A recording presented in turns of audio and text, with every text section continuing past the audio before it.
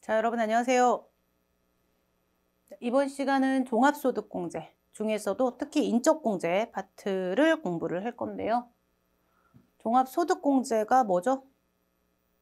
그 실기 파트랑 관련해서 비과세 급여보다 더 중요한 파트입니다. 우리 연말정산 추가자료 입력이라는 메뉴를 원천징수 실기 문제에서 입력하시려면 여기를 모르시면 입력하실 때 기출문제를 몇 개 풀어봤는데 어떨 때는 넣고 어떨 때는 안 넣고 약간 안다라고 생각하고 외웠다라고 생각했는데 다음번에 조금만 변형하면 다 틀리고, 그래서 원천징수를 사실 전산세무 이거 공부하시는 분들 중에 원천징수를 제일 어려워하시는 분들이 의외로 많으세요. 왜? 이론 공부를 안 했으니까. 근데 이론 공부를 하긴 했어요. 하긴 했는데 좀 집중해서 어느 파트에 맞춰가지고 해야 된다. 요거를 좀 잘 모르세요. 그래서 그 종합소득공제가 시험 문제 이론으로 나오긴 나오는데 그거보다는요, 거의 한 2년에 한 번 뭐 이렇게 나온다라고 보시면 되고, 이론 문제는 사업이냐, 기타냐, 근로냐, 또는 종합소득이냐, 아니면 분류과세하냐, 분리과세하냐,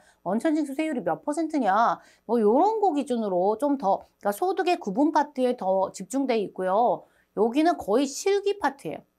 실기. 그래서 여기를 공부를 다 하셔야 되는데 다 하려고 하면 너무 많아요. 여기가. 그러면 실기 시험 문제와 관련되는 거 위주로 하셔야 되겠죠. 그래서 실기 시험 문제와 주로 관련돼 있는 파트 위주로 조금 더 집중해서 진행을 해드릴 거고요.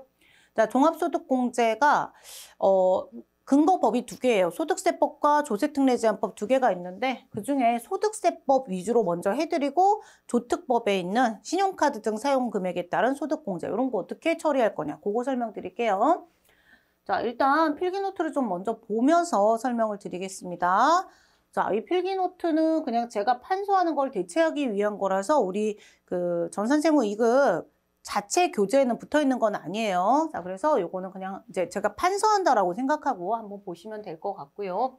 자, 여기에 우리가 이자 배당 사업 근로연금 기타 소득 6개를 총수익 금액에서 필요 경비를 빼면 각각 소득 금액이 나와요. 그 소득 금액 6개를 다 더하면 종합소득 금액이라는 게 나오고요. 자, 종합소득 금액에서 소득 금액에서 소득공제를 뺍니다. 소득공제, 요거. 공제가 뺀다는 거예요. 자, 소득 금액에서는 소득공제를 빼고요. 세액에서는 세액공제를 뺍니다. 그래서 세액에서는 세액 감면공제를 빼는 거예요. 그죠? 그러면 이때 종합소득금액에서 종합소득공제를 빼면 과세표준이라고 하는 게 나오고요. 여기에 8단계 초과누진세율, 기본세율을 곱하시면 돼요. 기본세율. 자, 이렇게 가는데 그럼 산출세액이 나오고 산출세액에서 세액공제와 세액 감면을 뺀다. 요거를 틀을 사실은 솔직히 이걸 외우시면 소득세 계산 구조가 좀 쉽게 들려요. 그래서 외우시면 좋은데 힘드시면 안 외우셔도 돼요. 제가 외우라는 거 위주로 외우시면 되는데요. 그럼 이제 산출세액에서 세액 공제 감면을 빼면 결정세액이 나오고 거기서 원천징수 등으로 미리 납부한 기납부세액을 빼면 차가감 납부할 세액이 나온다. 근데 세금 계산 구조가 우리가 이제 실기 문제에서 연말정산 추가자료 입력 메뉴가 이 종합소득세 세액 계산 구조거든요. 그래서 주로 어느 파트에서 시험 문제가 나오냐면 실기 파트는요. 종합소득공제에서 이 인적공제 대상자가 기본공제를 찾아내면 그 사람들 중에 장애인이냐 아니냐를 찾거든요. 그래서 그 인적공제 대상자, 기본공제 대상자를 찾는 쪽에 실기 이론 관련된 내용이 집중돼 있고요. 그다음에 세액공제 파트에서는 밑에 이제 내용이 나오지만 그 근로소득 기준으로만 우리가 원천징수 시험 문제가 실기가 나오기 때문에 근로소득자들이 주로 받는 자녀세액공제는 뭐 근로자건, 사업자건 다 받을 수 있는데 이 특별세액공제 중에서 특히 의료비나 보장성 보험료나 교육비 같은 것들, 특히 뭐요? 교육비하고 의료비 이런 파트들이 좀 집중해서 입력하셔야 될 대상이에요. 그래서 제가 지금 별표 친 부분 소득공제, 종합소득공제 중에서는 인적공제 파트, 그 중에서도 특히 기본공제라고 하는 대상자를 찾아내는 파트하고요. 그다음에 세액공제 파트에서는 어차피 둘 다 연말정산 추가자료 입력 메뉴긴 한데 요거는 부양가족 명세 입력이고요. 이거는 그 교육비나 의료비의 그 금액, 연말정산, 우리 정산 메뉴에 입력하는 내용인데 교육비 세액공제, 의료비 세액공제 또는 여기 자녀세액공제라든가 연금계좌, 연금계좌는 그냥 개념만 있으면 입력만 하시면 돼서 사실 이론이 중요하지는 않습니다. 이론이 되게 중요하지는 않고요. 연금계좌 세액공제는 그냥 뭐 본인 것만 입력 가능하다. 요 정도만 체크하시면 나머지는 실기에서 어려울 게 없어요. 실기에서 어려운 파트가 주로 이 세 가지 파트다. 그다음에 자녀는 조금 어려울 수가 있어요. 그래서 그거는 이론으로 내면 여러분 좀 계산 문제로 낼 수도 있거든요. 근데 그건 조금 어려워서 일단은 그 연말정산, 원천징수, 실기 관련된 판단, 입력할 거냐 말 거냐, 자녀라고 입력할 거냐 말 거냐, 거기까지 정리를 해드릴 거예요. 그래서 구조로 외우실 필요는 없는데 외우실 필요는 없어요. 자, 원래 종합소득세 계산 구조가 연말정산하는 세금 계산 구조랑 똑같습니다. 그러면 근로소득에 대한 연말정산이다 그러면 이 종합소득 금액이 근로소득만 있다라고 가정했을 때 종합소득 금액은 뭐랑 일치한다? 근로소득 금액과 일치한다. 그래서 근로소득 금액에서 종합소득공제를 빼면 과세표준이 나오고 곱하기 세율 산출세 거기서 세액공제를 빼면 우리 세금이 나오는 거예요. 되셨죠? 자, 그래서 일단 종합소득공제 관련한 내용이 이렇게 큰 틀이 있다라는 거는 그냥 구경만 하시면 되고요. 교재에서 추가 내용 볼 거고. 자, 이번 시간에는 아까 제일 처음에 인적공제. 공제 중에 제일 첫 번째가 뭐였죠? 부양가족을 누구를 기본공제 대상자로 뺄 거냐, 그거부터 할 거거든요. 그래서 기본공제 대상자 요건이 사실은 이번 시간에 가장 중요한 핵심 포인트고 미리 적어드리자면 실기 관련해서요. 이 기본공제 대상자를 찾아내는 게 되게 중요한데 이론에서는 뭐 당연히 그냥 공부하시면 되는 거고 실기 파트에 실기 문제 5번이 원천징수 문제거든요. 그래서 1번, 2번 테마가 5개인데 마지막이 원천징수죠. 원천징수 문제 중에서 자, 원천징수 문제 중에서 얘가 두 가지에 동시에 걸쳐 있어요. 우리가 사원 등록을 해라 이렇게 줄 때가 있거든요. 메뉴가 사원 등록 메뉴가 있어요. 자, 사원 등록 메뉴에서 자, 사원 등록 시험 문제를 내면서 거기서 이 사원의 이름뿐만이 아니라 이름, 주민등록번호, 주소 이런 걸 주고 그냥 그 입사한 사원 등록은 주로 입사했을 때 입사한 사원의 인적사항만 입력하고 끝나는 문제가 있을 수도 있고요. 때로는 그 입사한 사원의 부양가족 자료를 줄 수가 있어요. 그러면 사원 등록 메뉴에 부양가족 명세라는 탭이 있습니다. 그래서 부양가족을 입력하는 탭에 이론 내용을 이 사람을 입력할 것인가 말 것인가 그때도 있고요. 좀 더 많이 쓰이는 거는 연말정산 자료 입력, 연말정산 추가 자료 입력, 자료 입력 메뉴에서 이렇게 급여에 대한 급여 정산 먼저 하는 탭이 있고요. 그 옆에 부양가족 명세 탭이 있어요. 여기도 마찬가지로 부양가족 명세. 이 부양가족 명세 탭이 뭐를 입력하는 거다? 내가 공제받을 수 있는 기본공제 대상자를 찾아서 입력하는 탭이다. 그래서 문제에서 준 자료를 다 입력하면 안 되고요. 공제가 되는 사람만 입력하고 공제가 안 되는 사람은 입력을 하지 마셔야 돼요. 그거를 하셔야 되기 때문에 여러분께서 기본공제 대상자 요건을 정확하게 체크를 해야 돼요. 예를 들어서 여쭤볼까요? 자, 연말정산 우리 회사 다니신 분들 또는 다녀보셨던 분들은 아마 연말정산 해보셨죠? 이모 공제돼요, 안 돼요? 이모. 안 돼요. 자녀 공제돼요, 안 돼요? 돼요. 손자 돼요. 물론 이제 요건은 봐야 되는데 시험에서 했을 때 그냥 뭐 특별한 다른 요건이 없으면 특정한 다른 요건이 없으면 되고요. 공제되고 공제되면 입력하시고 공제 안 되면 자료에서 줬어도 입력하면 안 돼요. 입력할 거냐 말 거냐 요거예요. 공제된다? 입력해라. 공제 안 된다? 입력하지 말아라. 할머니 돼요. 외할머니 돼요. 아니 차별해? 돼요. 할아버지 할머니는 좋아하니까 해주고 할아버지는 담배 피시니까 안 해드려? 옛날에 누가 해드려. 돼요. 할머니 되면 할아버지 되지. 외할머니 되면 외할아버지 되고. 됐죠? 증조할머니 돼요. 며느리 안 돼요. 사위 안 돼요. 근데 되는 경우가 있어요. 우리 시험에서 그거까지 나오긴 좀 쉽지 않은데 좀 형제자매 원칙 돼요. 해외에 계시는 배우자가 해외에 살고 있어요. 배우자랑 자녀가 외국에 나가서 자녀 교육 때문에 배우자와 자녀가 외국에 나가 있어요. 주소가 해외예요. 배우자 돼요? 돼요. 자녀 돼요. 공제됩니다. 입력하세요. 해외에 계시는 부모님 안 돼요. 안 됩니다. 이거 시험에 옛날에 나왔어요. 전산세무 2급에. 뭐 아주 옛날 문제긴 한데 실제로 나온 문제들이에요. 제가 뭐 기출문제는 다 알고 있으니까. 자, 된다 안 된다를 할 때 외국에 살고 계시다. 형제자매 지금 같이 안 살지만 일시퇴거했다라고 주면 돼요. 지금 같이 안 산다 안 돼요. 일시퇴거라는 말은 다시 들어올 거란 얘기니까 돼요. 요렇게 관계만으로 조카 안 돼요. 이렇게 관계 요건만으로도 먼저 판단하셔야 되고 근데 만약에 자녀가 있는데 돈을 번다 안 돼요. 요런 거. 자녀가 원래 20세 이하여야 되는데 20세 넘은 자녀인데 소득이 없다. 대학생들이죠? 돼요. 됩니다. 아 복잡해. 케이스 바이 케이스로 따로 하시면 그렇게 공부하니까 헷갈려 죽겠는 거예요. 그래서 요 한 바닥을 한 판때기를 다 통째로 설명을 드릴 테니까 그거 기준으로 열심히 공부를 하셔야 되는데요. 일단 교재부터 잠깐 다시 봅시다. 자, 종합소득금액에서 아까 뭐라고? 표에 종합소득금액에서 종합소득공제를 차감하죠. 그래서 종합소득과세표준을 계산한다. 끊으세요. 끊어읽기 하셔야 됩니다. 자, 종합소득공제는 인적공제도 있었고요. 연금보험료가 뭐냐면 이름 알아놓으셔야 돼요. 연금보험료 뒤에 있으니까 제가 적진 않겠습니다. 연금보험료 공제는요. 국민연금 납입액 공제해 주는 거예요. 국민연금 낸 거. 내고 싶어서 내셨어요? 난 내기 싫어. 월급에서 뛰어가니까 내는 거지. 강제로 내는 거죠. 국민연금은 심지어 지역가입자인데 안 내면 압류도 들어와요.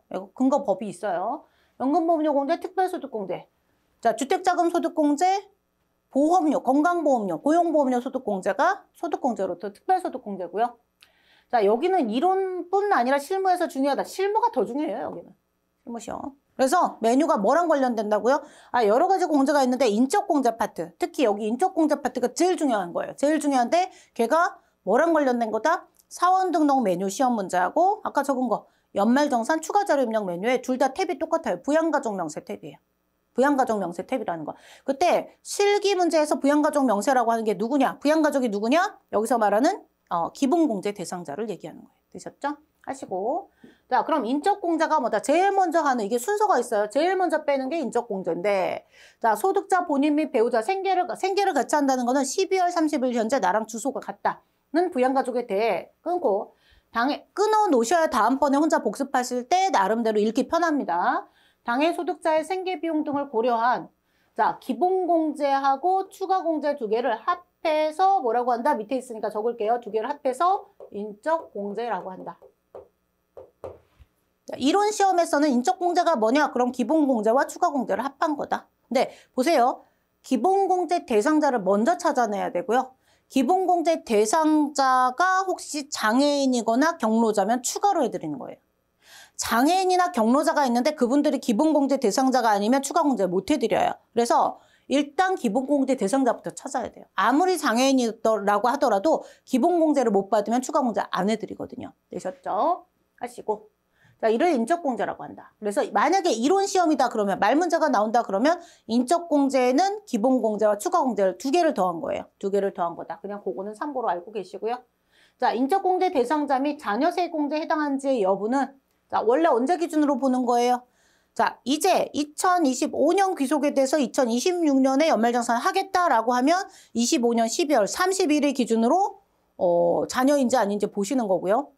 그러니까 2026년에 태어난 애들은 2025년 연말정산할 때는 반영이 안 되는 거고요. 2026년 귀속에 대해서 2027년 2월 달에 연말정산하실 때는 2026년 말 기준으로 판단을 하시는 거예요. 그래서 해당 연도 말 기준으로 배우자인가 자녀인가 등등을 따지시는 겁니다. 자녀는 태어난 날 기준으로 봐야 되니까. 그래서 12월 31일이 과세기간 종료일이라서 12월 31일 기준으로 판단을 한다. 원래 원칙. 예외가 두 개가 있는데 그건 뒤에서 다시 하겠습니다. 여기서 볼게요. 다만 과세기간 종료일 전에 사망을 했거나 장애가 치유됐다. 그러면 자, 돌아가신 분은요. 돌아가시기 전날 기준으로 판단하고요. 자, 장애가 치유된 자는 치유되기 전날 기준으로 판단을 하는 거예요. 자, 그게 어떤 의미가 있는지는 뒤에서 다시 설명드릴게요. 자, 인적공제하고 인적공제가 뭐하고 뭘로 나눠진다고요? 기본공제와 추가공제로 나눠진다고요. 맞죠? 인적공제가 기본공제와 추가공제로 나눠지고요. 추가공제가 다시 4개로 나눠져서 경로자, 장애인, 부녀자, 한부모 공제 이렇게 나눠지는 거예요.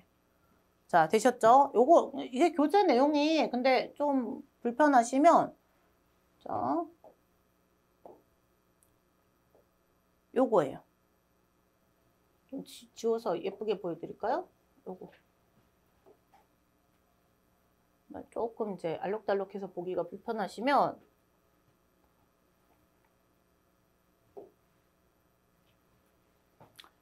자, 인적공제가 기본공제, 추가공제로 나눠지는 거고요. 기본공제 대상자여야 추가공제가 돼요. 근데 추가공제는 부녀자, 한부모, 경로자, 장애인 이렇게 4개로 나눠지는 거예요. 되셨나요? 자, 그러면 부녀자 공제 요건, 한부모 공제 요건, 경로자 공제 요건, 장애인 요건 보시면 되는데 여기 뭐라고 돼 있어요? 기본공제 대상자가 아니면 추가공제를 못 받는다. 이게 되게 중요해요. 그래서 기본공제 대상자인지 여부. 만약에 배우자가 기본공제 대상자가 아니라고 실기시험에서 판단이 됐어요. 근데 배우자가 장애인이래요. 그럼 장애인 체크할 수 있어요? 없어요? 없어요. 되셨죠? 그래서 기본공제 대상자만 추가공제를 받을 수 있다. 자, 그러면 기본공제 대상자를 판단함에 있어서 기본공제 대상자를 판단하는 건 조금 이따 하시고요. 기본공제 대상으로 판단이 되면 그 사람 머릿수 1명당 인적공제는 머릿수 하나당 얼마 이렇게 빼주는 거거든요. 얼마 빼준다? 금액 외워야지 이거는. 150만 원. 150이 기억이 안 나시면 사실은 프로그램에 넣어보는 방법도 있어요. 그건 실기 수업할 때 설명드릴게요. 약간 프로그램 막 뒤지면 돼. 뒤질 시간이 전산세무 이급은 잘 안 나요. 안 나긴 하는데 잠깐만 헷갈리는데 이게 얼마지 하시면 일단 넣어보는 방법도 있는데 그러다가 이제 그 실기 시험 문제를 건드리면 안 되죠. 근데 어떻게 찾는지는 보여드릴게요. 실기에서 지금은 실기에 못 보여드리니까. 자, 경로자다 그럼 1인당 얼마? 이론에서 만약에 경로자 공제 얼마예요? 라고 물어본다면 답변하셔야 되는데 생각이 안 나면 실기 프로그램에 원천징수 탭 건드리시면 돼요. 그걸 뒤져보시면 돼요. 한번 입력했다가 지우면 되잖아요. 실기에서 설명드릴 거예요. 실기에서 한참 뒤죠. 원천징수가 제일 뒤니까. 자, 경로자 금액 100만 원. 1인당 머릿수 1명당. 장애인 얼마? 프로그램에는 체크만 하면 돼요. 그럼 프로그램이 알아서 200만 원 체크해 주거든요. 200만 원. 되셨죠? 우리가 숫자를 넣는 게 아니에요. 머릿수가 있냐 없냐. 장애인이 1명이냐 2명이냐. A라는 사람이 기본공제 대상자인데 장애인이다. 그럼 장애인 체크하시면 되고. 되게 쉬워요. 실기. 이론만 정확하게 알고 계시면 실기 쉬워요. 원천징수 실기 어렵다. 이거는 100%예요. 이론 공부가 좀 부족한 거예요. 자, 그 다음. 기본공제 대상자가 아닌데 장애인이다. 그러면 장애인 체크 못하는 거예요. 되셨죠? 자, 부녀자 공제. 부녀자 공제 조건이 까다롭습니다. 부녀자 공제에 해당되면 일당 1인당 금액 50만 원. 이건 추가 공제 교재 뒤에서 다시 배울 거고요. 자, 한부모 공제. 한부모가 뭐예요? 배우자가 정말로 없는 거죠. 그리고 자녀가 있어야 한부모죠. 아니, 제가 결혼도 안 하고 싱글맘 이러면 한부모지만 저는 그냥 혼자예요. 결혼도 안 했고 결혼했다가 다시 그냥 만약에 이혼했다라고 하더라도 그냥 저는 자녀가 없어요. 그럼 한부모라고는 안 하잖아요. 돌싱이라고 하나? 아니, 한부모는 자녀가 있어야지. 자녀가 없는데 어떻게 한부모예요? 그러니까 배우자 없다고 무조건 한부모 하시면 안 돼요. 그리고 내 배우자가 저는 맞벌이에요. 저는 맞벌이고요. 제 배우자랑 저랑 둘 다 돈을 벌어요. 근데 제 배우자가 돈을 버니까 제 기본공제 대상으로 제 배우자를 갖고 오진 않죠. 각자 신고하는 거죠. 내 건 내가 신고하고 내 건 저는 제가 공제. 본인 기본공제는 제가 받고 배우자 거는 본인이 받고 각자 자기 신고하고 자기를 자기 자신의 기본공제 대상자로 하면 되지. 배우자가 돈을 벌기 때문에 이 배우자는 제 밑으로 공제 대상으로 못 들어와요. 그거 이제 배우실 건데. 그러면 제가 제 배우자를 공제를 못 받는다라고 해서 한부모라고 하진 않죠. 그렇죠? 한부모 아니잖아. 한부모는 정말로 배우자가 없는데 자녀가 있다 이거예요. 그래서 프로그램에 입력이 되거나 안 되건 정말로 배우자가 있다 없다. 시험 문제에서 주기가 쉽진 않아요. 오히려 부녀자 공제가 좀 요주의 대상이죠. 어쨌든 한부모면 100만 원. 근데 치사스럽게 나중에 뒤에 추가 공제에서 배우시겠지만 이론적으로 배우자 다른 거는 다 중복이 돼요. 기본공제와 장애인 경로자 72, 예를 들어 75세인 부모님이 뭐 기본공제 요건을 충족했다. 근데 장애인이시면서 경로자다. 그럼 세 가지 동시에 다 되는데 뭐와 뭐는 안 돼요? 얘네들은 안 돼요. 얘네들은 중복이 안 돼요. 혹시 부녀자도 요건 충족하고 한부모도 충족한다 그러면 그때는 뭐만 적용되냐면 한부모 금액 큰 거 하나만 적용해줘요. 아, 지금 안 적으셔도 돼요. 제가 안 적는 건 이유가 있어요. 뒤에 있어요, 교재에. 근데 이제 개괄로 설명을 해드리는 거고. 근데 아까부터 지금 뭐라고요? 경로자 70세, 장애인, 부녀자, 한부모 요건 모두 충족해도 기본공제 대상자가 아니면 밑에 거는 공제를 못 받아요. 그러면 제일 먼저 뭐부터 해야 된다? 기본공제 대상자부터 찾아야 된다. 되셨죠? 자, 일단 그래서 제일 중요한 거는 뭐냐? 추가 공제는 누구에 대해서만 공제 가능하다? 요건 체크해 놓으세요. 추가 공제는 기본 공제 대상자에 대해서만 공제 가능하다. 만약에 기본 공제 대상자가 아니라면 그 사람이 장애인이라고 하더라도 추가 공제는 장애인 공제는 못 받습니다. 그것만 알아놓으시고 다른 건 그냥 넘어가시면 됩니다. 자, 그럼 기본 공제 대상자가 되기 위한 조건은요. 크게 4가지가 있습니다. 이렇게 조금 이렇게 할까요? 자, 기본 공제 대상자가 되기 위한 조건은요. 첫 번째 조건은 뭐냐? 관계 조건이고요. 두 번째 조건은 나이 조건이, 원래는 이게 두 번째고, 세 번째가 나이 조건이고 3이라고 보세요. 네 번째가 소득금액 조건이에요. 알록달록 글씨 너무. 다시 적을까요? 좋아요. 이거 위에다 할 거예요. 기본공제 대상자가 되기 위한 조건은요. 4가지 조건이 원칙적으로 모두 충족되는 사람에 대해서 기본공제 1인당 150만 원을 해드리는 거고 실기시험에서는 이 4가지 요건을 모두 충족시키는 사람을 입력하시는 거예요. 기본공제 받는다는 얘기는 입력하라. 기본공제 대상이 아니다. 입력하지 말아라. 이렇게 가는 건데 자, 첫 번째가 뭐라고요? 관계 요건. 두 번째가 생계 요건. 세 번째가 나이 요건. 네 번째가 소득 금액 요건이에요.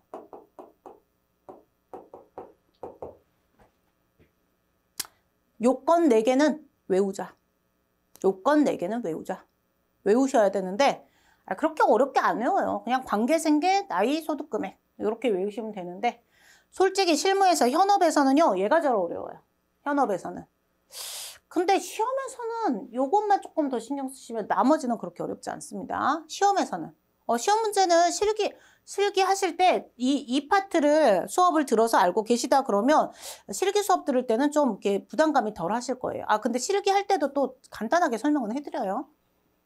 자, 그래서 기본공제 요건에 제가 왜 번호를 매겼어요? 1, 2, 3, 4를 왜 매겼을까요? 판단이 쉬운 순서부터. 어차피 자 보세요. 4가지 요건을 모두 충족시켜야 된다 그러면 쉬운 거 4가지 중에 하나라도 위배하면 기본공제 대상이다 아니다? 아니다. 그럼 제일 먼저 뭐부터 해요? 쉬운 거부터. 아까 이모 안 돼요. 조카 안 돼요. 자녀 돼요. 손자녀 돼요. 며느리 사위가 세모 되기도 하고 안 되기도 하고 그럼 되기도 하고 안 되기도 하고는 나중에 좀 보셔야 되고 제가 설명드릴 거고 그래서 일단 첫 번째 관계에서 이모, 삼촌 지워버려. 밑에 거 볼 필요 없지. 그 다음 생계 요건은 시험 문제에서 생계를 같이 한다 주면 아까 이미 말씀드렸어요. 해외에 살고 계시는 부모님 됩니다. 죄송합니다. 자, 해외에 한꺼번에 얘기했어. 해외에 살고 계시는 배우자 자녀 됩니다. 해외에 살고 계시는 부모님 안 됩니다. 해외에 살고 있는 형제자매 안 됩니다. 해외에 살고 있는 데 되는 거 난 기러기 아빠야. 그럼 알아들으시죠. 보통 기러기 엄마라는 말은 좀 잘 안 쓰죠. 전 주변에 진짜로 기러기 아빠 애들이 유치원 때 취약전 아동일 때 캐나다에 갔다 지금 다른 데로 이동하신 것 같던데 어찌됐건 외국이에요. 5살, 3살 요럴 때 아들 둘이 있는데 아는 공인회계사님이 저랑 한 15년 넘게 아는 분인데 그분이 지금 기러기 아빠 생활한 지 꽤 됐어요. 애가 지금 대학교 입학할 때가 됐거든요. 근데 거기서 대학교 입학하고 취업하고도 안 들어올 것 같아요. 뭐 어떡해. 엄마가 아들 둘에 붙어 있어. 이분은요. 처음에는 막 이렇게 그래도 조금 빨리 그래서 지금 아예 이민 갈 생각을 하고 있어요. 애들이 안 들어온다고 하니까. 원래 공부하고 조금 있다가 뭐 대학교 입학할 때건 그럴 때건 좀 한 몇 년만 공부시키고 데리고 들어오려고 하다가 자, 보세요. 돈은 누가 벌어요? 그 아는 회계사님, 그러니까 그 아버지가 벌죠.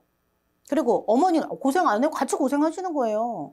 엄마는 나가서 애들 케어하느라 고생이고 도와주는 배우자 없이 한 명은 돈 벌어서 붙이느라 바쁘고 한 명은 애들 둘 다 케어하느라 바쁘고 서로 미안하기도 하고 서로 아무튼 둘 다 힘들죠. 그럼 뭐예요? 배우자, 해외에 나가 있는 배우자, 자녀 부양하고 있어요? 맞잖아요. 공제돼요. 하지만 부모님은 해외에 나가 계시는 게 주거 형편상 별거 뭐 집이 좁아서 이민 갔다 이렇게는 안 하기 때문에 부모님하고 형제자매 해외에 있을 때 되는 사람은 오로지 누구다? 배우자, 자녀, 기러기 아빠만 가능하다. 그것만 해드리면 끝났어 이미. 좀 이따 설명 다시 드릴 거예요. 왜냐면 실기시험 풀 때는 머릿속에 이미 그게 거의 완벽하게 외워져 있어야 되니까 하고 반복하고 한 말도 하고 한 말도 하고 한 10번 이상 할 거예요. 제가 실기랑 이론 통틀어서. 자, 근데 생계요건이 그거야. 그 다음에 형제자매는 일시 퇴거하면 다시 들어올 거니까 괜찮아. 근데 일시 퇴거가 아닌데 같이 안 살면 안 돼. 주소가 달라도 되는 건 기러기 아빠 빼고 없어요. 근데 부모님은 직계돈, 주거형편상 별거할 때 인정한다. 막 그게 어렵거든요. 자, 무슨 말인지 풀어드릴 거예요. 조금 있다가. 어찌됐건 그렇고. 나이는요. 여러분 이거 그냥 재미삼아 하는 얘기인데 소득세법이라는 법이 언제 생겼는 줄 아세요?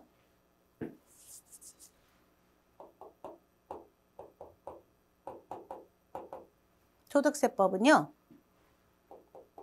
1949년부터 있던 법이에요.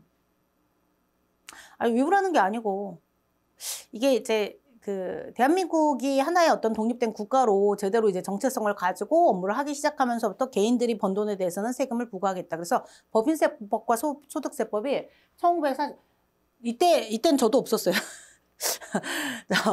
아니 이 할아버지야, 증조 할아버지야 이분은. 그쵸? 소득세법.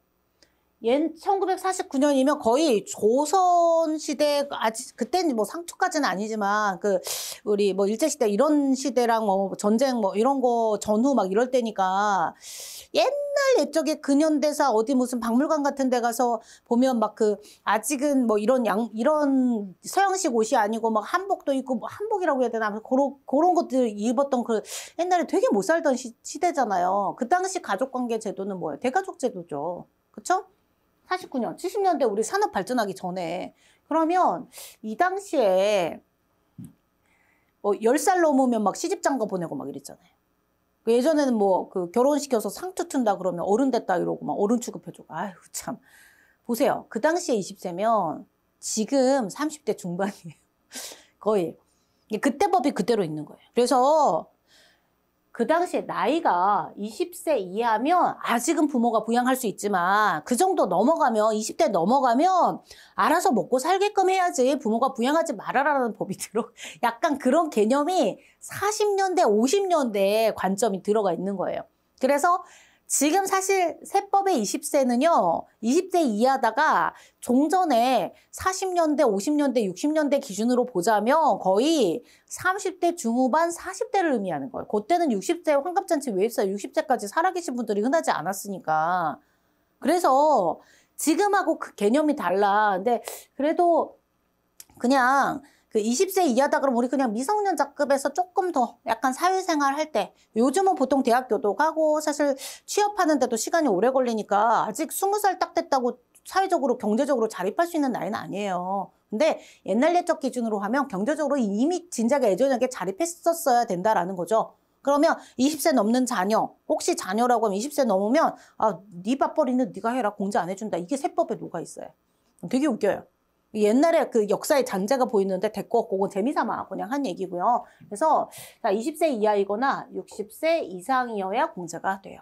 그럼 20세 초과 60세 미만인 사람은 안 되는가? 장애인은 돼요. 왜냐면 취업이 안 되니까. 그거 설명드릴 거고요. 소득금액 요건 뭐예요? 일단 돈을 버는 자녀다. 돈을 버는 배우자다. 공제 안 됩니다. 자기 세금은 자기가 신고하는 거예요. 자, 그럼 기본공제가 뭐냐? 내가 돈 벌어서 내가 월급 받아서 그 월급으로 같이 먹고 살아야 되는, 내가 월급을 안 받으면 같이 굶을 수밖에 없는, 예, 그러한 부양가족, 내가 먹여 살리는 부양가족의 개념이에요. 근데 그거를 주먹국으로 판단할 수 없기 때문에 법정 요건을 법에서 정한 요건, 법정 요건을 너무나 명확하게 규정을 해놨어요. 그래서 자, 일단은 뭐부터 한다? 자, 기본공제라고 하는 거를 받으려면, 즉 부양가족 명세 탭에 입력하는 사람이 되려면 원칙 요건 4개가 필요하다. 첫 번째 관계생계, 나이, 소득, 금액 요건 4가지가 필요하다. 이게 이 표인데 일단은 저렇게 적어놓고 그거는 알고 가시고요. 자, 그 다음에 오셔가지고 보시면 자, 저는 자, 기본공제 대상자 요건을 다시 볼 거고요.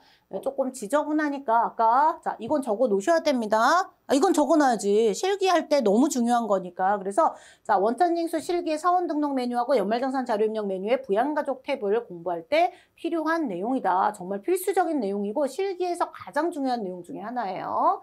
자, 요렇게 갈 거고요. 이게 거의 10점 먹고 들어갈 거예요. 전체 10점. 자, 그러면 첫 번째 관계 요건부터 제가 설명을 드릴게요.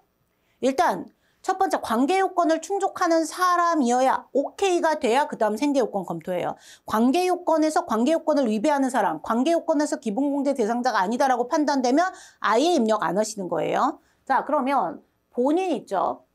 근로자 본인은요. 내가 벌어서 내가 먹고 살아야지. 맞죠? 지금 소득자 본인, 이게 원천징수가 근로소득 파트라서 제가 자꾸 근로자라고 하거든요. 해당 거주자, 해당 근로자.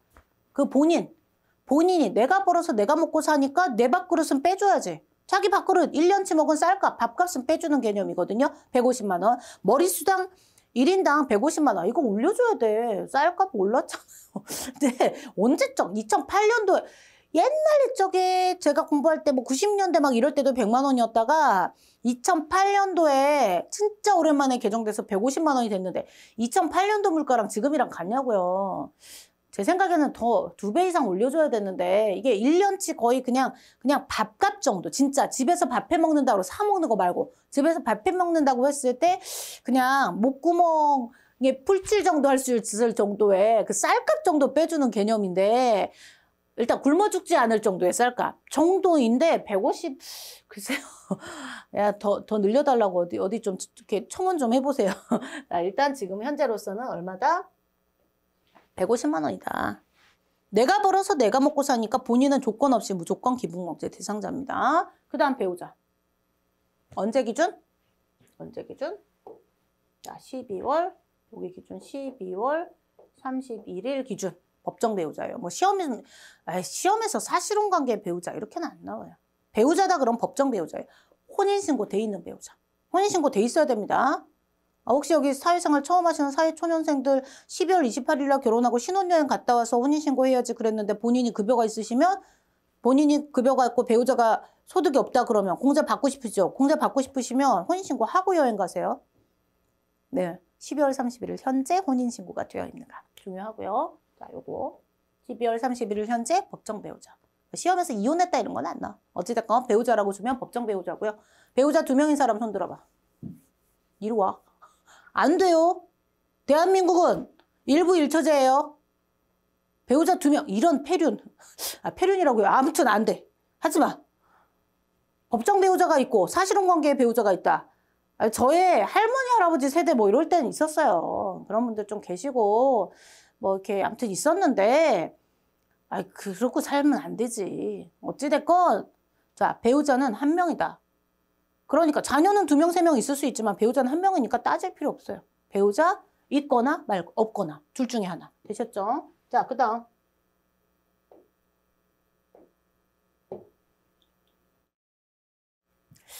자, 요렇게를요 부양가족이라고 불러요. 자, 요렇게를 부양가족이라고 부르는데 아까 이거를 색깔을 조금 진하게 다시 해놓고 잘 보세요. 그림 색깔을 요렇게 있잖아요. 자, 요렇게가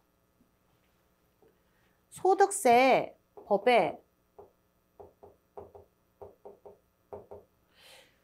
법 조문상 부양가족, 자, 기본공제 대상자는 원래 3개예요. 본인, 배우자, 부양가족이에요. 소득세법상 기본공제 대상자는 본인, 배우자, 부양가족.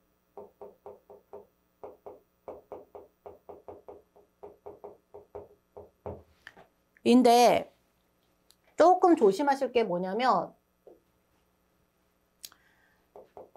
자, 원천징수 하실 때 실기 연말정산 추가자료 입력과 사원 등록 메뉴에 부양가족 명세라는 탭이 있다고 그랬죠.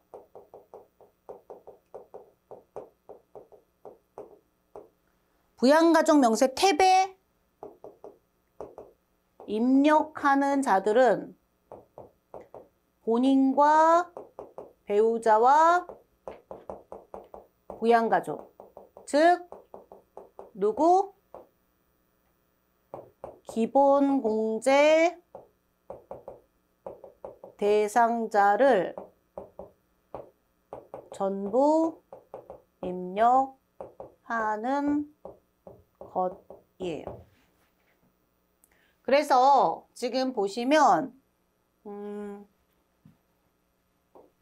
요렇게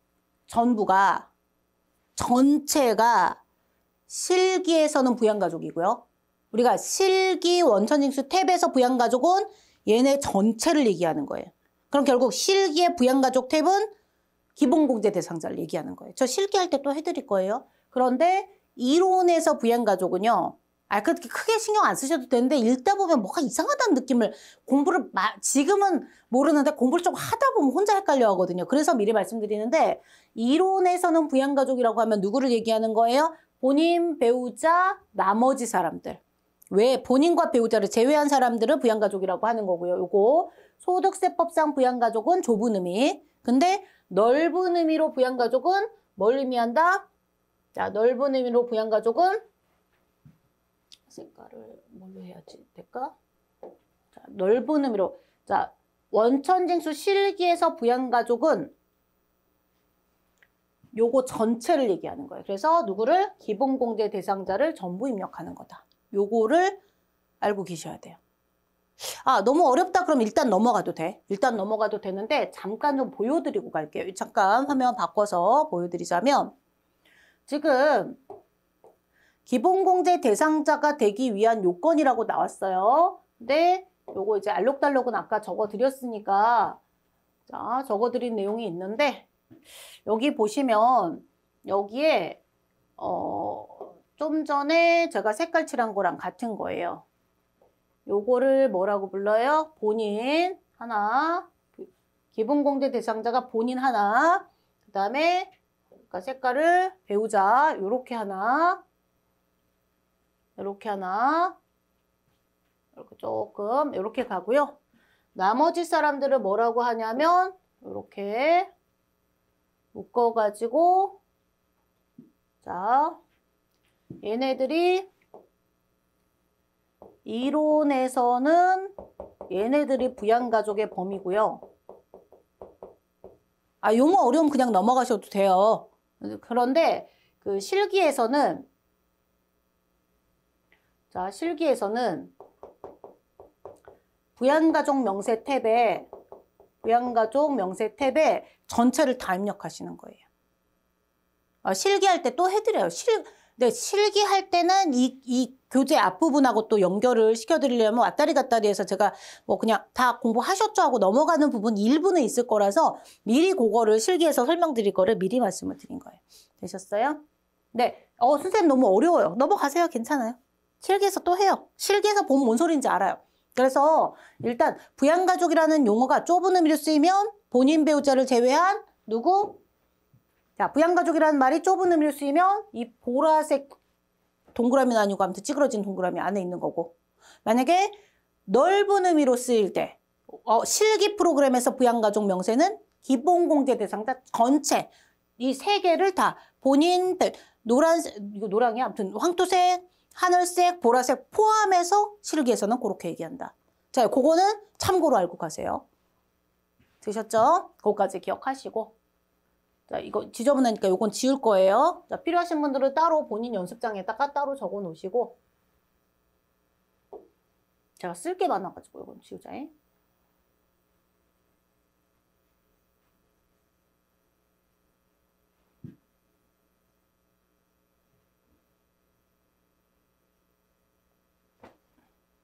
자, 저 색깔 있는 거 필요하거든요. 자, 이렇게 갔을 때, 자, 기본공제 대상자의 관계 요건이 뭐다? 일단, 자, 보세요. 본인. 그 다음에 풍차날개 4개 그려. 다시 그려볼게. 풍차날개 4개가 뭐냐? 자, 본인. 있으니까 그냥 쓰는 순서. 그 다음 풍차날개 동그라미 하나, 둘, 셋, 4개 그린다. 이렇게 그린다. 그 다음 가장 가까운 거 누구? 배우자. 가장 가까운 거 배우자. 세법에선 무조건 자녀보다 배우자가 더 친해요. 나랑 딸이 더 친하고 나랑 남편 관계보다 나랑 딸이 더 친하다. 그거 본인 친한 거고요. 세법에선 누가 더 친해요? 배우자가 더 친해요. 배우자가 1순위예요. 그 다음에 자녀 그룹. 그 다음 부모님 그룹. 그 다음에 누구? 형제자매. 이렇게 가요. 자, 근데 자녀를 표현을 하는 말이 보세요. 저랑 제가 아들, 딸을 낳았어요. 그러면 그걸 뭐라고 하냐면 저랑 제 아들이랑 칫솔 가지고 또는 머리카락 가지고 DNA 검사하면 DNA가 일치하겠죠. 일치해요. 자, 이상하게 주로 아빠를 닮긴 했는데 자, 그래서 DNA가 일치해요. 그랬을 때 나의 DNA가 일치하는 나의 아들, 딸, 그들의 아들, 딸, 그들의 아들, 딸을 뭐라고 하냐면 직계 비속이라고 불러요. 그러면 직계 비속 자녀 그룹에는 누가 포함되는 거다? 손자. 나의 아들, 딸, 그들의 아들, 딸, 친손자, 친손녀, 외손자, 외손녀 다 포함. 그 나이까지 내가 살아있을까? 자, 어떻게 해요? 손자, 손녀의 아들, 딸. 증손자, 증손녀라고 하나? 아무튼 걔네들. 외가가 아니고 그 딸 쪽도 마찬가지예요. 그래서 나의 아들, 딸, 아들, 딸, 아들, 딸 전부 다 포함이 직계 비속이에요. 근데 자, 내 배우자가 12월 31일 현재 나의 법정 배우자가 종전에 혼인을 했었고 거기에 나랑 핏줄이 일치하지 않는 종전 혼인 관계의 자녀를 데리고 와서 같이 살고 있다. 그럼 뭐라고 부르냐면 배우자의 직계 비속이라고 불러요. 이건 용어가 어려우면 그냥 그렇구나 하시면 돼요. 여러분 그러면 저랑 배우자는 경제적으로 세법에서는 일심동체 같은 가족이에요. 그냥 한 몸으로 봐요 아예. 그러면 내 배우자의 자녀는 내 새끼 아니야? 내 자녀 맞지. 내 자녀 맞아요. 그래서 자, 배우자의 직계 비속도 DNA는 일치하지 않지만 뭘로 본다? 내 자녀로 본다. 또 위탁아동이라는 게 있어요. 위탁아동은요. 시군구에서 아동복지법에 의해서 위탁양육을 하는 거고요. 6개월 이상 위탁양육을 했으면 위탁아동이라고 해서 내 자녀처럼 기본공제 다 해드리고요. 하나 빼먹었네. 누구? 입양자. 입양자는 당연히 공제해드려야죠. 됐죠? 그래서 여기까지 하고 위탁아동 포함. 그들을 뭐라고 부른다? 자녀그룹. 그러니까 여기다가는 제가 직계비속 이래놨는데 결국은 뭐로 이해하시면 돼요? 자녀그룹. 이렇게 이해하시고요. 자, 쉬워요. 본인, 배우자, 자녀, 부모님, 형제자매. 그 그림을 기억해. 본인 먼저 동그라미 그리고 풍차날개 4개 그리라고 그랬어요. 하나, 둘, 셋, 4개 그리고 순서 본인, 배우자, 자녀, 부모님, 형제자매. 요렇게. 되셨죠? 자, 이렇게 하시고. 자, 그러면 부모님 그룹. 배우자는 한 명이니까 부모님 그룹은 누가 있는가? 자, 일단 저의 핏줄을 물려주신 엄마, 아빠. 그분들의 엄마, 아빠. 할머니. 외할머니. 다 되잖아요. 나와 DNA가 일치하는 어머니, 아버지, 그분들의 어머니, 아버지, 그분들의 어머니, 아버지를 통틀어 뭐라고 부른다? 직계 존속이라고 부른다. 말이 어렵다고 쉬운 말로만 바꿔서 한다고 능사는 아니에요. 개념을 정확하게 알고 계셔야 돼요. 왜냐면 기본공제 대상자의 할머니, 할아버지가 왜 포함되는가? 나의 직계 존속은 다 되거든. 부모님 그룹이 누구냐? 나의 어머니, 아버지, 그분들의 어머니, 아버지, 어머니, 아버지가 되니까 당연히 외할머니, 외할아버지도 돼야죠. 됐죠? 근데 이런 걸 물어봐요. 실무. 나 연말정산 실무 강의를 20년 가까이 했어요. 거의 17년, 18년을 했으니까. 여러분께 실무적인 거 아니 우리 배우는 실기가 실무예요. 근데 그거 할 때 그거는 그때 설명을 따로 들으시고 단언컨대 어디 가서 이론 수업 못 들으세요?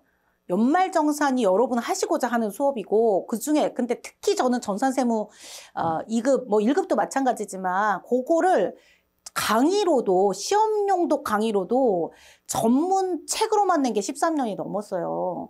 아니, 그 전에도 냈었는데 중간에 좀 몸도 아프고 애들도 너무 어리고 해서 중간에 쉰 기간 빼고 순수하게만. 아닙니다. 중간에 또 다른 데서 15년 가까이 그렇게 되는구나.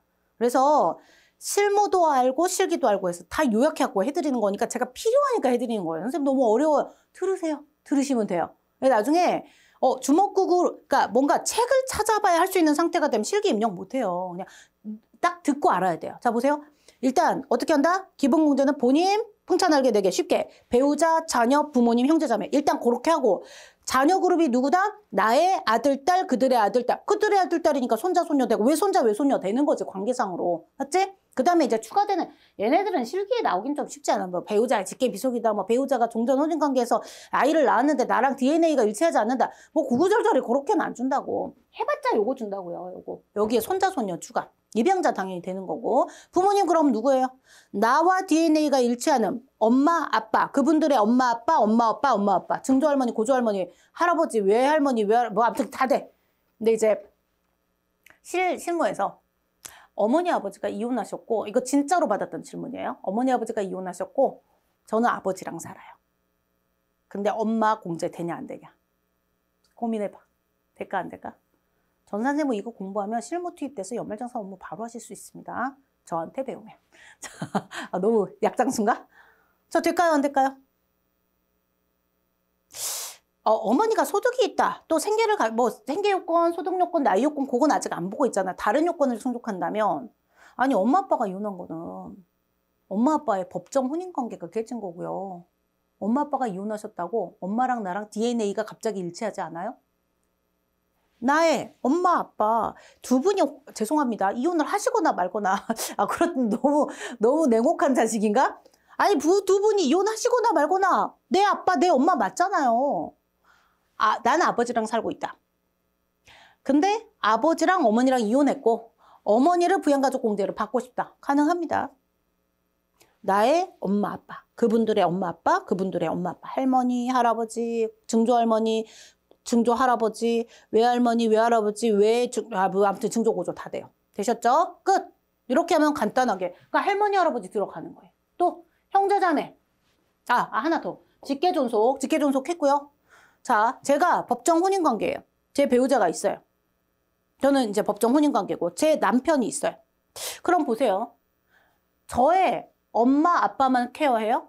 자, 소득세법은요. 나랑 내 배우자는 같은 사람으로 봐요.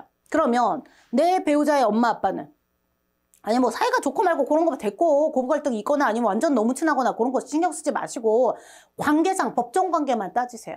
나의 어머니 아버지나 배우자의 어머니 아버지는 같은 사람이나 마찬가지예요. 그래서 배우자의 장모님 뭐라고 하지? 장인어른 내가 남자가 아니라 시어머니, 시아버지, 시할머니, 시할아버지 다 돼요. 배우자의 직계존속도 내 직계존속과 동일하다. 배우자의 직계존속. 그러니까 쉽게 편하게 얘기하면 시어머니, 시아버님, 시아버지, 뭐 장인어른, 장모님. 왜 장인은 장인어른이야? 장인, 장모. 이렇게. 그래서 여튼 저희 남편이 장인어른이라니까 입에서 장인어른이 나가는 거야. 그래서 배우자의 직계존속. 이론적으로는 더 있는데 실기에서 할 거는 딱 여기까지. 실무로 가려면 조금 더 있어요. 네, 그건 됐고요. 자, 형제자매. 그래서 배우자의 직계존속 되고요. 형제자매. 나 자신의 내 형제자매를 얘기하는 거예요. 근데 보세요. 만약에 제가 터울이 요새 가끔 그런 경우가 있어요. 저도 친구가 애 하나만 있다가 딸내미가 중3 될 때 둘째를 낳은 거예요. 너 미쳤니? 제정신이야? 큰애한테 무슨 근데 뭐 남편이 그러니까 걔네들이 남편이랑 아내가 둘 다 제 친구거든요. 야 백땡땡이 뭐 너 제정신이야? 너 내 친구 내 여자 사람 친구 걔도 힘들고 큰 딸내미 어떻게 하려고 그러냐. 아예 뭐 그냥 같이 뭐 그냥 저녁에 만나가지고 가끔 이제 부산에 사는 친구인데 가끔 가면 큰 딸내미 둘째도 딸내미거든요. 큰 딸내미가 대학교 지금 3학년인가 4학년 정도 나이인데 아기가 아직 한참 어리죠. 아니 중3 될 때 태어났다니까?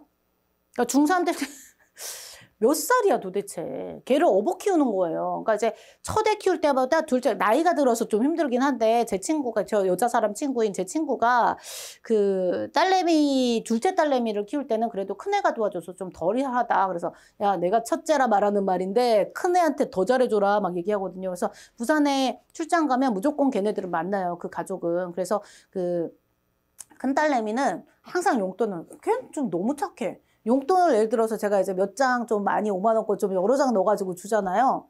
그럼 이제 본인 생각에 너무 이거 용돈이야. 너 엄마 주지 마. 엄마 절대 주지 말고 너 써. 이러고 주면 꼭 지 엄마한테 줘. 엄마한테 얘기해. 그래갖고 전화가 와요. 야, 너 뭐 애한테 뭐 이렇게 돈을 많이 줬어. 야, 너는 왜 그러니? 애가 너무 착해. 근데 그래서 아무튼 복덩어리들이긴 한데 걔는 볼 때마다 용돈 더 주고 싶어요. 왜요? 아니 뭐 동생이 걔네들도 행복하죠. 행복하고 화목하고 우리 집보다 훨씬 더 화목하고 좋은 가정인데 큰애 입장에서는 만약에 이제 터울이 너무 길잖아요. 그러면 자기가 직장 다닐 때 애가 중학생이다 뭐다 하면 언니 나 이거 가지고 싶어 운동화 가지고 싶어 그러면 엄마 아빠도 사주지만 그 언니가 막 이렇게 케어해주고 심지어 뭐 그러면 안 되겠지만 제 친구들이 너무 건강하게 오래오래 잘 살기를 바라지만 그렇게 이제 터울이 긴 집에서 혹시라도 엄마나 아빠가 편찮으시거나 그러면 사실은 정말로 연말정산 실무 수업 해보면 형제자매 교육비까지 다 책임지는 언니 오빠도 많아요. 실제로 현업에서 질문 그러니까 동생 대학교 등록비 내가 내줬는데 이거 공제 가능합니까? 이거 질문 많이 받거든요. 해드려요? 내 동생 예를 들어서 미성년자 이건 대학교 등록금 이건 해드려요? 해드려요. 공제 다 돼요. 형제자매 되는데 잠깐 여기서 내 동생은 대학교 등록금 대주고 내 동생은 의료비 치료해주고 배우자 동생 안 해주면 싸우자는 얘기지? 안 돼요. 배우자랑 나는 소득세법에서는 같은 사람이다. 그래서 배우자의 형제자매 같은 사람이에요. 배우자의 형제자매. 되셨죠? 그럼 여기 볼까? 자, 본인 배우자 본인은 조건 없이 기본공제 되고요. 배우자는 어떤 요건만 본다? 소득만 없으면 돼요.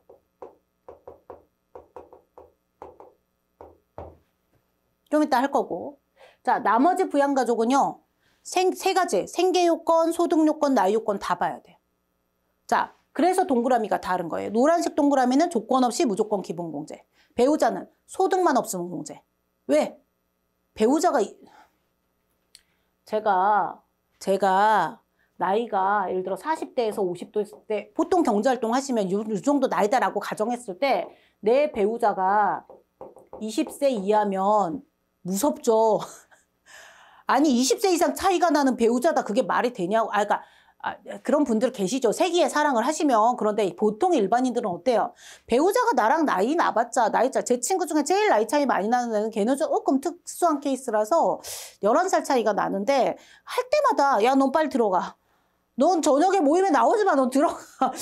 와이프한테 잘해. 빨리 들어가. 막 이러거든요. 근데 그것도 있고 나이차가 뭐 어때 둘이 되게 아무튼 화목하고 잘 살지만 보통은 이제 그 친구들을 보면 대체로는 뭐 많아봤자 5살, 6살, 많아봤자 7살 그리고 저 같은 경우는 2살, 뭐 2살 또 제 동생은 1살 뭐 이런 식으로 나이대가 그래도 뭐 40대, 30대 요 정도 텀은 되지만 40대인데 배우자가 19살이다 이런 안 되죠. 그래서 배우자 나이를 왜 따져요? 경제활동을 내가 열심히 할 수 있는 건 배우자가 도와주기 때문이고 나이가 비슷하니까 배우자는 나이 따지면 안 돼요. 배우자는 무조건 뭐만 따진다? 소득만 따진다. 그래서 얘네랑 같이 보면 안 돼요. 다른 개념이고 배우자는 공제, 입력하시려면 소득 없는 것만 확인하시면 되고요. 나머지 사람들은 모든 요건을 일단 원칙적으로 다 볼 거예요. 여기까지 됐죠? 색깔 칠한 거 다 없앨 거예요. 색깔 칠한 거 없애고 넘어갈 거고요.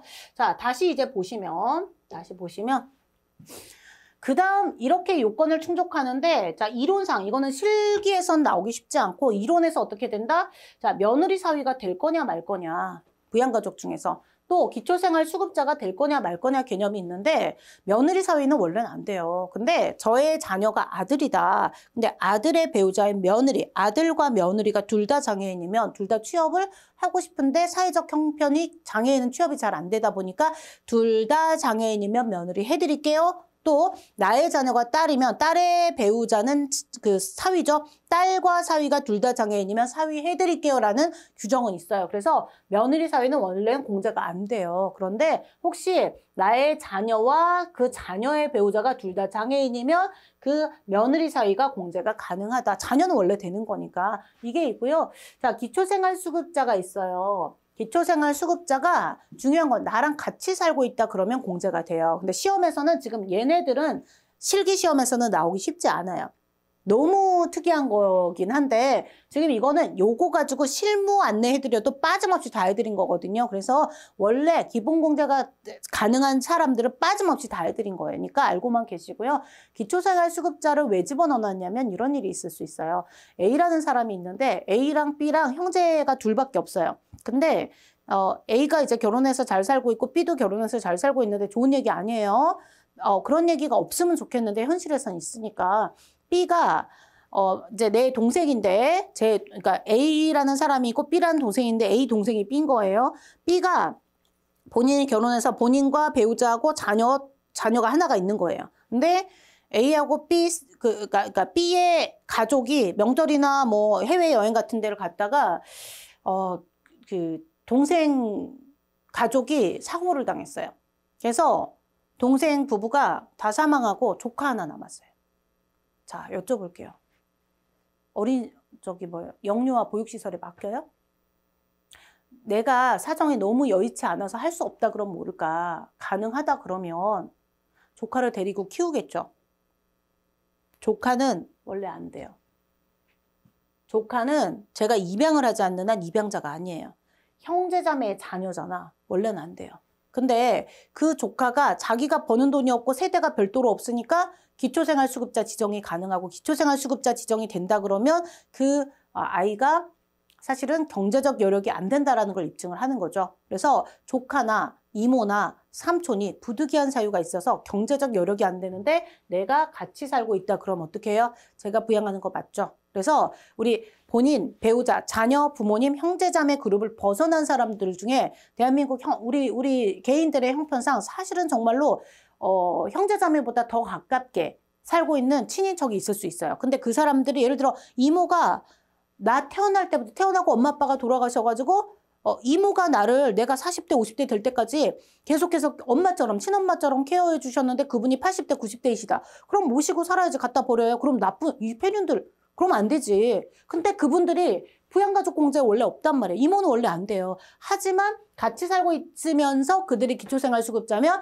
분명히 방금 말씀드린 조카라든가 이모라든가 삼촌 또는 무슨 저를 키워주신 어르신들 그런 분들의 가능성이 높기 때문에 같이 살고 있다 그러면 수급자는 해드리는 거예요. 여기까지는 그냥 지금 여기 알록달록 이 부분은 알고만 가세요. 근데 그거 빼고 사실 시험 문제는 뭐가 또 요주의 대상이다? 요주의 대상 실기에서는 자, 본인, 배우자, 직계비속 수급자를 제외한 나머지 자, 본인, 배우자, 자녀, 부모님, 형제자매가 이슈가 되고 배우자의 직계비속, 배우자의 직계존속, 배우자의 형제자매 전부 포함. 결국 세법에서는 원천징수 메뉴에서는 나랑 배우자는 일심동체다. 이렇게 보고 가시는 거고요. 자, 그럼 두 번째 파트로 가셔서 그럼 생계요건이 뭐냐? 생계요건은요. 12월 31일 현재 주소가 같다라는 뜻이에요. 주민등록표상 주소가 일치한다라는 뜻이고요. 자, 그런데 중요한 게 있습니다. 그럼 생계요건을 제가 적어보자면 생계요건에 배우자는요. 배우자하고 자녀 그룹. 자, 배우자 결론을 적어드리자면 배우자하고 자녀는요. 여기 있는 건데 배우자하고 자녀는요. 주소가 달라도 일단 생계요건만 봤을 때 다른 조건 충족한다면 주소 달라도 무조건 공제 가능해요. 주소랑 상관없이 주소 요건, 생계요건이 주소 요건인데 주소가 12월 30일 현재 나랑 주소가 같아야 된다. 근로자 본인과 주소가 같아야 된다 이건데 배우자 자녀는 따지지 않아요. 누구? 기러기 아빠 생각하라고. 그래서 기러기 아빠 부양하고 있어요? 안 하고 있어요? 아빠가. 부양하고 있잖아. 그래서 자 주소 달라도 무조건 공제 가능. 따라서 어떻게 한다? 따라서 해외에 거주 중인 경우에도 배우자와 자녀는 공제 가능하다. 요거가 중요한 내용이에요. 요거는 적어 놓으셔야 됩니다. 배우자와 자녀는 주소가 달라도 무조건 공제가 가능하다. 생기요건은 그냥 자동으로 충족되는 걸로 간주해버리는 거예요. 자, 그 다음에 그러면 배우자, 자녀 이거예요. 배우자고 자녀 이건데요. 뭐 더 디테일하게 안 들어가셔도 돼요. 실기에서 아들, 딸이라고 주지 뭐 입양자라고 준 것도 지금까지 거의 없었어요. 그럼 뭐 배우자의 직계비속 이렇게도 안 나와요. 그러니까 추가로 손자, 손녀가 된다. 직계비속에는 손자, 손녀가 들어간다. 그것만 추가하시면 되고요. 자녀 그룹에 지금 당연히 이 그룹 전체를 얘기하는 거예요. 위탁아동은 원래 주소가 다를 수가 없으니까 신경 안 쓰셔도 돼요. 그건 시군구에서 알아서 관리하는 거고요. 아동복지법으로. 자, 직계존속이 뭐죠? 부모님. 자, 부모님은요, 부모님이나 할머니, 할아버지, 그냥 부모님 등, 부모님 그룹이고요. 부모님은요, 원칙은 주소가 같아야 돼요. 원칙은, 자, 보세요. 부모님은 원칙은 생계를 같이 해야 돼요. 그런데, 내가 아파트에 살고 있는데 엄마가 아파트 못 살아. 아파트만 들어오면 막 갱년기로 막 그러신 분들 계시거든요. 너무 싫어하는 분들이 계세요. 그래서 막 자꾸 시골로 가버리셔. 그러면, 편찮으시면 다시 병원에 모시러 와야 되니까 오히려 돈도 더 많이 들고 더 신경 쓸 게 많아요. 그래서 부모님은요, 이렇게 외우시면 돼요. 부모님은요, 주소가 달라도 상관이 없는데, 국내에 거주하시면 주소 달라도 공제 가능하고요. 이거를 뭐라고 하냐면, 주거 형편상 별거했을 때 인정한다라는 말을 써요. 근데 그렇게 하면 뭔 뜻인지 여러분 몰라요. 지금 실기를 위한 거를 해드리는 건데 얘가 국내에 거주하면 주소 달라도 공제 가능하고요. 자, 더불어 따라서 해외에 거주 중인 부모님은 공제 된다 안 된다? 공제 안 된다. 공제 안 된다. 입력하시면 안 돼요. 이건 예전에 시험에 실제로 전산세무 2급에서 나온 적이 있습니다. 하시면 되고 자, 형제자매는요. 자, 형제자매는 여기저기 그냥 쓰고 있는데 형제자매는요. 12월 31일 현재 주소가 같아야 공제 가능한데 만약에 우리 실기 문제에서 일시 퇴거했다라고 주면 일시 퇴거라는 말은 뭐예요? 잠깐 병역 의무 이행하러 가거나 그런 거예요. 잠깐은 아니지만 어찌됐건 다시 들어올 거예요. 그래서 자, 일시 퇴거라는 말이 들어가면 주소가 같은 걸로 간주해요. 주소 같은 것으로 보기 때문에 지금 현재는 잠깐 나갔지만 주소가 같은 걸로 보기 때문에 결국 일시 퇴거라는 말이 들어가면 공제 가능하다 이렇게 이해하시면 돼요. 되셨죠? 자, 배우자 자녀는 주소 달라도 무조건 공제 가능하고요. 부모님은 국내에 계시기만 하면 주소 달라도 공제 가능한데 해외에 계시면 안 되는 거고요. 당연히 형제자매는 해외에 있으면 더 안 돼요. 형제자매는 어떻게 돼요? 일시퇴거라는 말만 없으면 일시퇴거라는 말이 없으면 12월 31일 현재 주소가 다르면 공제 안 되는 거예요. 자, 그것만 기억하시면 되고요. 자, 여기까지 적으셨죠? 자, 그 다음에 다시 지우고 갈게요. 자, 그 다음 나이 요건은 뭐죠? 나이 요건은 20세 이하 60세 이상인데 나이 요건을 안 보는 게 딱 세 가지 그룹이에요. 첫 번째 본인은 내가 벌어서 내가 세금 내겠다는데 나는 빼줘야지. 그래서 본인, 자, 배우자. 제가 제 나이에 20세 이하 배우자면 너무 특이한 거예요. 보통은 저랑 나이대가 비슷하죠. 그래서 배우자는 나이 따지면 안 돼요. 그래서 배우자 나이 안 따지고요. 또 취업하고 싶은데 20세, 60세가 취업 가능한 연령이거든요. 세법에서 바라봤을 때. 그래서 그 경우에 자, 장애인은 취업하고 싶어도 안 되는 경우가 워낙에 많다 보니까 세법에서 열외를 시켜주는 거예요. 그래서 본인, 배우자, 장애인은 나이 요건이 없다. 되셨죠? 그 다음에 소득금액 요건이 뭐냐면 종합소득금액, 퇴직소득금액, 양도소득금액 합계가 100만 원 이하이거나 또는 만약에 급여만 있다 그러면 총급여액이 500만 원 이하일 때 기본공제가 되는데 요건 실기 문제 풀면서 제가 보여드릴 거예요. 이론으로는 어려워 보이는데 실기를 풀다 보면 별로 그렇게 대단히 어려운 건 아니거든요. 그래서 일단은 둘 중에 하나, 1 또는 2의 요건을 충족시키면 기본공제가 가능하다 하시면 되고요. 그 다음에 이제 항상 이거 앞에서 한 거지만 과세기간 12월 30일 현재 상황에 의해서 배우자냐 아니냐 판단하시는데 돌아가셨으면 전날 상황에 의해 판단하고요. 장애 치유면 전날 상황. 그래서 장애 치유일 전일이니까 올해 2025년도에 장애가 치유되면 25년도는 1년 내내 장애인인 걸로 보시는 거고 26년도에 장애가 치유됐다 그러면 1년 내내 26년도는 장애인에 대한 공제를 전부 해드리는 거예요. 되셨죠?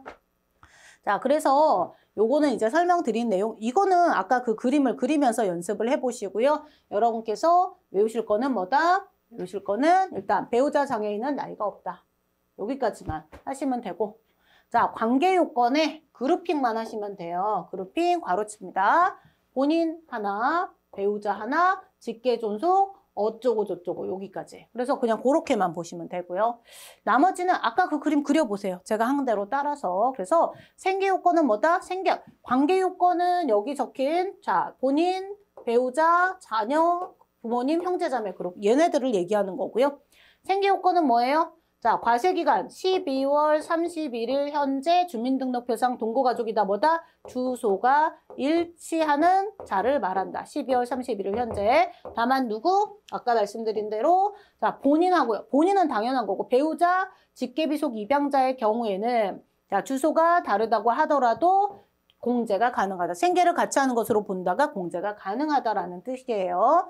자, 하시고 자, 생계를 같이 하는 부양가족의 범위와 판정 시기인데 일단 아까 제가 적으라고 한 거 있잖아요. 배우자 자녀는 주소 달라도 무조건 되니까 해외에 계시면 공제된다. 그렇게만 말로 이해하려고 하지 마시고 아까 말씀드린 걸로 그냥 적어 놓으시고 그다음에 직계 존속은 어때요? 부모님의 경우에는 국내에 계시면 주소 달라도 공제가 되는데 해외에 거주하시는 경우에는 공제가 안 된다. 그것만 갖고 가면 절대로 시험 문제 안 틀려요. 그렇죠?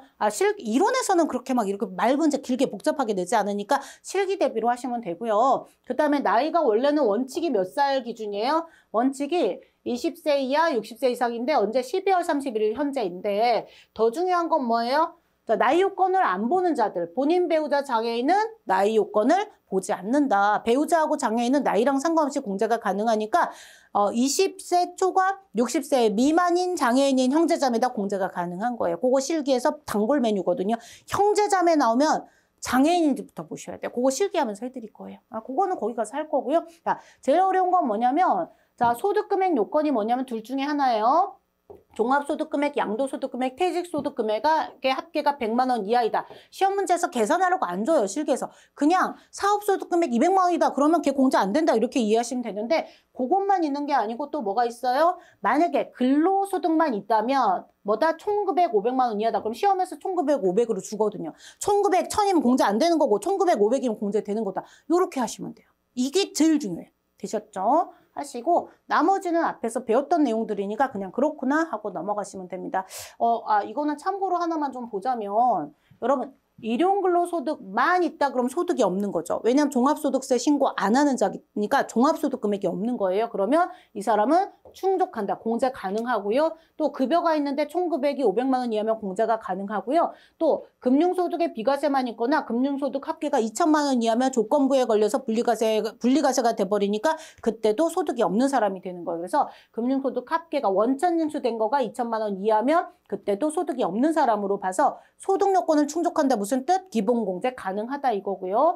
또 곡식만 있다. 곡식은 미열거니까 따라서 소득이 없는 사람이 되는 거고 1세대 우리 그래서 앞에서 이론을 열심히 한 거예요. 소득세 비과세 대상 그다음에 미열거 소득 이런 걸 열심히 배운 이유는 사실 기본공제 대상자를 찾아내기 위한 가장 중요한 이론 학습이 된 거다라는 거예요. 베이스가 잘 깔려 있으면 기본공제 대상자를 찾을 때 도움이 되실 거고요. 나머지 위에 거는 그냥 읽어보세요. 전날 형광펜치라면 어디? 여기 전날. 자, 3학일 전일, 7일 전일의 상황에 의하고요.